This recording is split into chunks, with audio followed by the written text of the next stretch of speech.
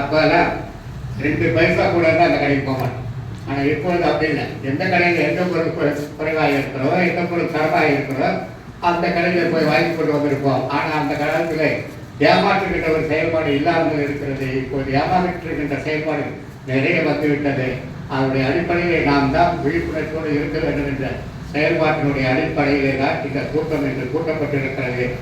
இங்கே வந்திருக்கின்ற இந்த கூட்டத்தினுடைய முக்கிய நோக்கம் என்னவென்று சொன்னால், நமது உறுப்பினர்களாவது குறைந்தபட்சம் விழிப்புணர்வுகளாக இருக்கிறார்களா என்பதை உறுதி செய்ய வேண்டும்.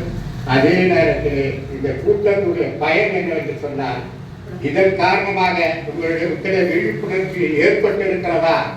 ஏற்பட்டு இருக்குமே ஆனால் இந்த கூட்டத்திற்கு அதுவே ஒரு மிகப்பெரிய சிறப்பாகும் என்பதை சொல்லி, அடுத்ததாக நம்முடைய கவனத்தில் மரியாதைக்குரிய தாழ்மையை வந்து நம்ம பேசுமாறு போகிறேன்.